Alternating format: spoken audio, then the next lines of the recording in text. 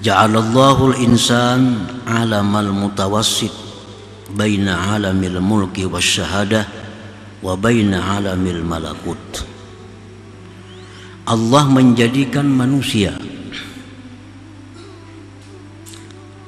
sebagai alam yang berada di tengah-tengah,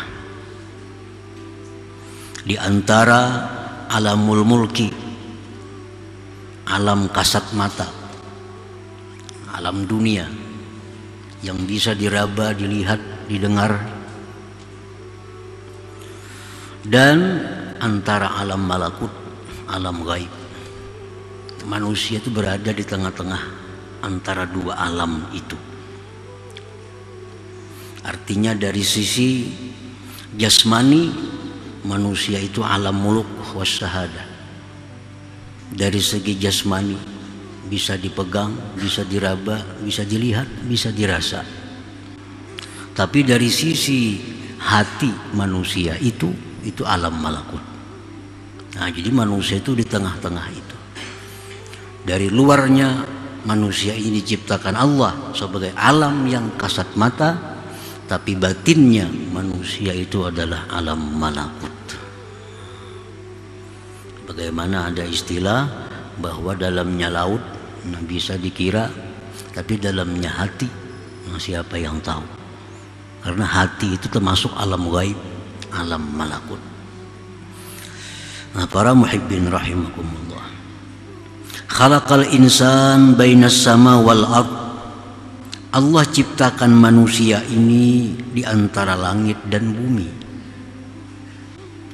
Wa khalaqa ghairahu minal hayawanat wa ghairiha lintifa'ihi bih. Dan Allah menjadikan selain manusia daripada binatang-binatang dan selainnya untuk diambil manfaat oleh manusia. Jadi manusia ini diciptakan Allah antara langit bumi. Dan yang lain dari manusia di alam ini diciptakan Allah untuk manusia. Matahari diciptakan untuk manusia, bulan diciptakan untuk manusia, hewan diciptakan untuk manusia, pohon-pohonan diciptakan untuk manusia. Nah, begitu tingginya, berharganya si manusia ini di sisi Allah Subhanahu wa ta'ala, sehingga segala alam semesta diperuntukkan untuk si makhluk yang namanya manusia ini. Wa ja'alahu mutadamminan li asrari jami'il mawjudat. Allah jadikan manusia itu mengandung seluruh rahasia alam semesta ini. Jadi pada diri manusia itu mengandung rahasia alam semesta. Walidzalik yuqalu lahu, oleh karena itu dikatakan, disebut manusia itu al-alamul asghar, alam kecil, alam replika. Jadi seluruh alam semesta, dunia dan akhirat itu ada, terlihat di tubuh manusia. Ya, replikanya alam nih ya manusia. Biasa kalau orang mau ulah gedung atau mau ulah suatu kota, diulah replikanya di atas meja. Nah, ini gedung bertingkat, ini ada sungainya, ini ada kolam renangnya, ini ada tamannya. Nah, biasa itu diulah replikanya. Nah, manusia inilah replika alam semesta ini. Disebut alamul asghar. Qad azzamallahu subhanahu hadzal insan, sungguh membesarkan, mengagungkan Allah akan ini manusia. Wa ja'alahu nuskhatal akwan, Allah jadikan manusia ini merupakan naskah salinan dari alam semesta. Ijtama'a fihi ma lam yajtami fi ghairihi, terhimpun pada manusia sesuatu yang tidak terhimpun pada selain manusia. Fihi mulkun wa malakut, pada manusia itu ada alam mulki dan ada alam malakut. Di dalam manusia itu ada dua alam, ada alam mulki dan alam malakut. Minhum man ghalabat basyariyatuhum ala ruhaniyatihim, sebagian manusia itu ada yang mana kemanusiaannya itu, alam mulkinya itu mengalahkan rohaniyahnya. Ada manusia yang mana sifat kemanusiaannya itu, jisimnya itu mengalahkan rohani, sehingga yang dipikirkannya hanya urusan jasmani. Kadang memikirkan, kadang merenungkan tentang rohani. Pagi, sore, malam, selalu yang dipikirkannya tentang jasmani. Nah, ulaika kal an'am bal hum adhal. Itu seperti binatang, bahkan lebih sesat daripada binatang. Orang-orang yang pemikirannya, angan-angannya, kepentingannya hanya urusan jasmani. Kayak apa makan nyaman, kayak apa guring nyaman, kayak apa berpakaian nyaman, kayak apa minum nyaman, kayak apa hidup nyaman. Itu yang dipikirkan. Ini seperti binatang, balhum adhal, bahkan lebih sesat dari binatang. Wa minhum man ghalabat ruhaniyatuhum basyariyatahum, ada sebagian manusia yang mana ruhaninya mengalahkan basyariyahnya. Ini kadang mementingkan makan, kadang mementingkan minum, kadang mementingkan kawin, kadang mementingkan segala-galanya. Yang dia pentingkan adalah keselamatan rohaninya. Bagaimana rohnya ini supaya selalu berhubungan dengan Allah, bagaimana supaya selalu berzikir kepada Allah, bagaimana supaya diridhai oleh Allah, bagaimana supaya disayangi oleh Allah. Nah, pemikirannya tak arah ke sana tanpa menghiraukan jasmani. Kalaupun memikirkan jasmani hanya untuk kepentingan rohani. Kalaupun memikirkan makan hanya untuk supaya kuat beribadah. Memikirkan guring supaya istirahat bisa nyaman beribadah. Nah, ini orang ini ada yang pemikirannya keinginan selalu rohani. Ulaika afdal wa a'la minal malaikah, itu lebih afdal, lebih tinggi daripada malaikat. Nah, para muhibbin rahimakum, itulah manusia ini di tengah-tengah. Kadang-kadang dia lebih hina dari binatang, kadang-kadang lebih mulia dari malaikat. Di waktu kita beribadah kepada Allah, hati kita beribadah, zahir kita beribadah, pemikiran kita ibadah, di situ kita lebih mulia dari malaikat. Tapi di waktu kita memikirkan makan, minum, melupakan ibadah, lebih hina dari binatang. Balhum adhal.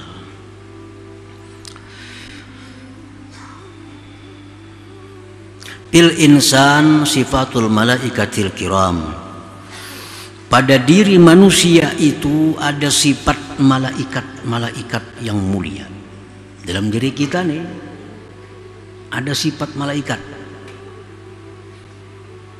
Al-aqlu wal ibadatu wal ma'rifah. Nah, akal,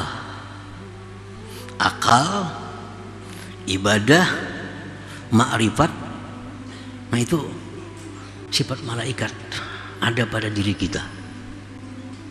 Akal yang sihat, ibadahnya jalan, ma'rifatnya, ini manusia di situ ada sifat malaikat.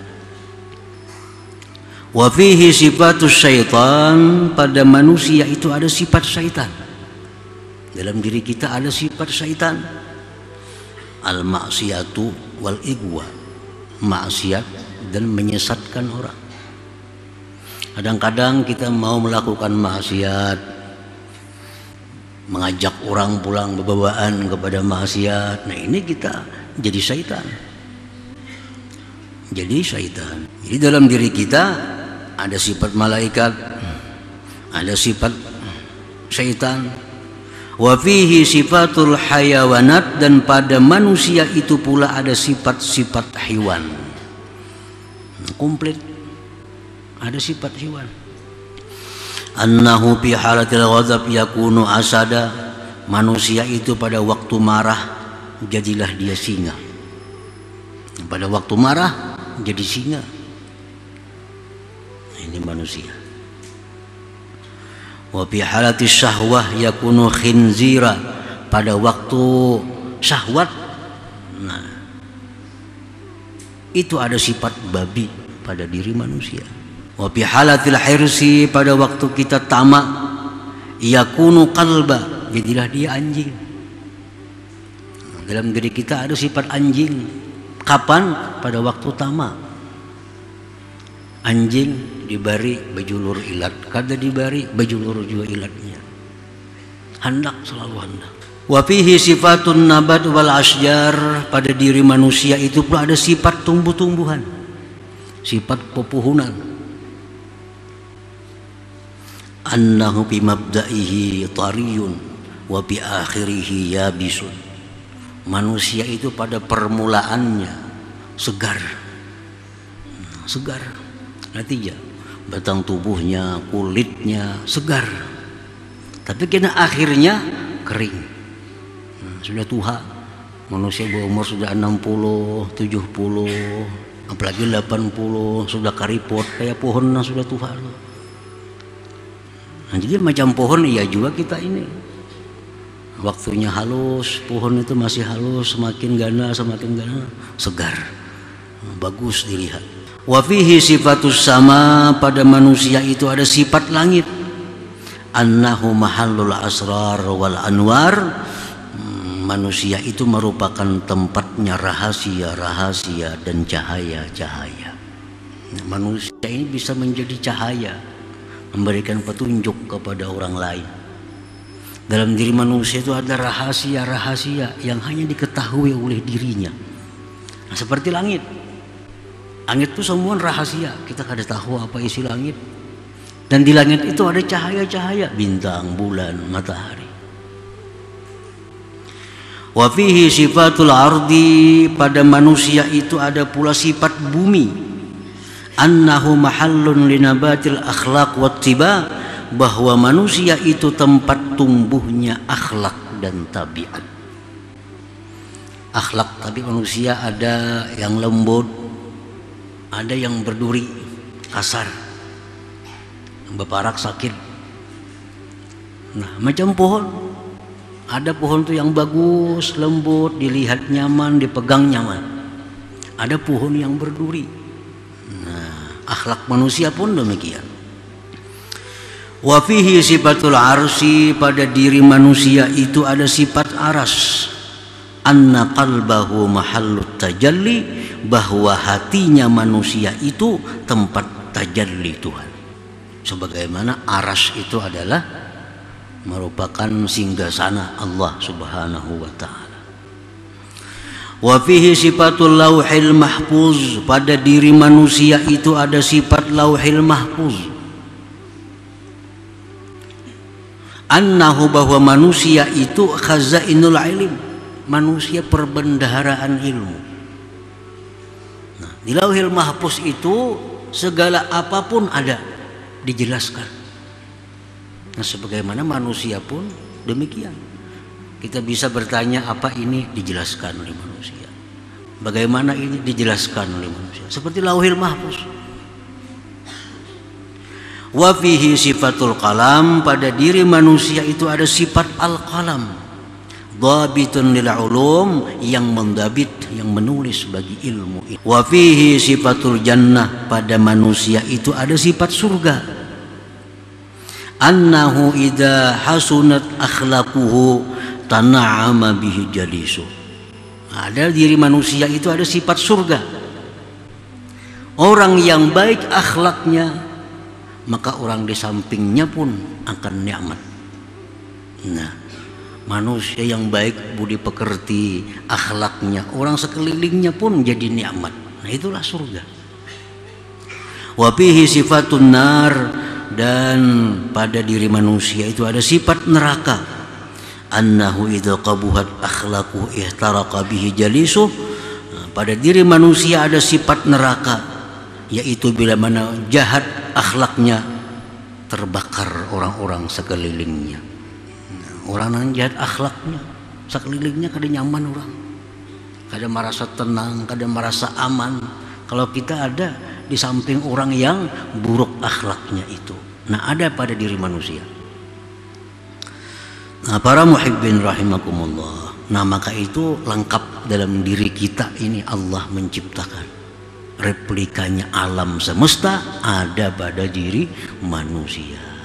Nah, Allah menciptakan itu sedemikian rupa supaya kita sadar bahwa kita ini makhluk yang sangat dimuliakan Allah, makhluk yang sangat komplit, makhluk yang sangat berharga. Jadi wa anta jauharah tantawi alaika asdafu mukawwanati. Ujar pengarang tadi, wahai manusia, engkau tuh permata. Nah, permata. Alam semesta ini seperti kerongkongnya. Kerongkong itu kan tugasnya apa? Menjaga keutuhan permata di dalamnya.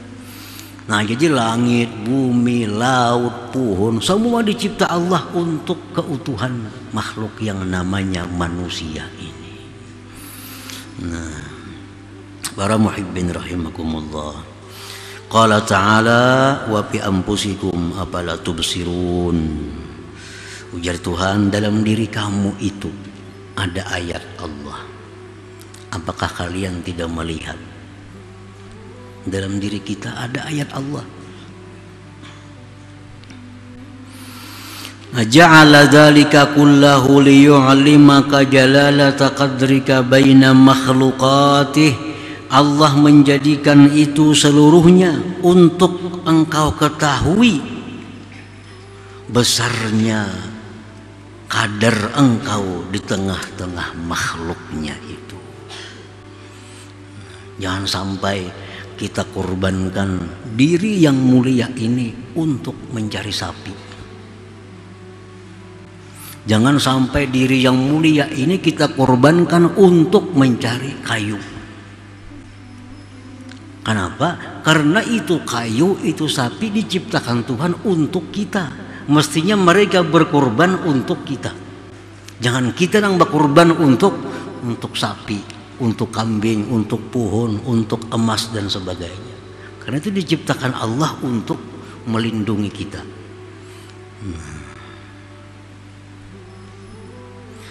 Nah, jadi itu semua makhlukah dicipta oleh Allah li ajlin tifaik biha, agar engkau ambil manfaat dengannya. Nah, ini semua ini budak-budak kita. Duit budak kita, emas budak kita, tanah budak kita. Jangan sampai berbakti kepada budak. Itu diciptakan untuk kita. Nah, jadi kalau kita berbakti untuk budak, mengejar si budak, menyayangi si budak, terbalik itu ngarannya. Terbalik. Itu diciptakan Allah untuk kita. Nah, jadi manfaatkan yang ada dalam dunia ini untuk keselamatan diri kita. Nah, dunia dan akhirat tentunya. Kita jadikan duit untuk keselamatan diri kita, dunia dan akhirat. Kita jadikan emas untuk keselamatan diri kita, dunia dan akhirat. Jangan sampai diri kita binasa mengejar si emas itu. Terbalik tadi. Payam bagi antar fa'ahimmataka anha wa tastagila bimaulaka jalla wa ala, maka semestinya bahwa engkau tinggikan himmah engkau daripada makhluk itu, dan engkau bekerja dengan Tuhan engkau Allah subhanahu wa ta'ala. Jadi setiap umur yang kita gunakan untuk mencari dunia adalah rugi. Kenapa? Karena lebih mulia kita dari apa yang dicari itu. Nah, umur ini jadi untung, bermanfaat hanya bila kita gunakan untuk mengabdi kepada Allah subhanahu wa ta'ala. Itu intinya, itu tujuannya. Jangan sampai sesuatu yang berharga, yang mulia ini disia-siakan. Jangan sampai diri kita dimasukkan dalam jurang maksiat, itu menghinakan diri. Jangan sampai diri kita masukkan ke dalam jurang kesia-siaan, menghinakan diri. Jadi apabila diri kita gunakan untuk sibuk dengan Allah, itulah kita memuliakan diri kita, menghargai diri kita ini. Wa annaka ayyuhal insan jauharah tuhitu bika asdafuha. Engkau itu wahai manusia permata yang meliputi dengan engkau bingkainya. Parfa himmataka ila maulak, maka tinggikan keinginan engkau kepada Tuhan, jangan kepada bingkai itu. Bingkai diciptakan untuk melindungi permata. Jangan sampai kita mengabdi kepada bingkai. Wastagil bihi duna ghairi, bekerjalah engkau dengan Allah bukan dengan yang lainnya. Li'annal ghaira khuliqa laka, karena yang lain itu dicipta untuk engkau. Nah, dicipta untuk engkau. Kalau Syekh Abdul Abbas Al-Mursi, wallahi ma ra'aitul izz illa bi rab'il himma 'anil khalqi. Tidaklah aku lihat kemuliaan itu melainkan pada meninggikan keinginan daripada makhluk ini. Artinya selama kita masih mengingini makhluk, kita kadang akan bisa mulia. Apa aja? Selama kita masih mengingini makhluk, kita kadang akan mulia. Kita ingin dekat dengan harta, kita kadang akan mulia. Kita ingin jabatan kedudukan yang tinggi, kita kadang akan mulia. Kita ingin sebanyak-banyaknya mempunyai harta, kadang jadi mulia. Nah, kita itu jadi mulia begitu kita mengabdi kepada Allah Subhanahu wa taala. Nah, itu artinya wallahi ma ra'aitul izza illa bi rabbil himmah 'anil khalqi.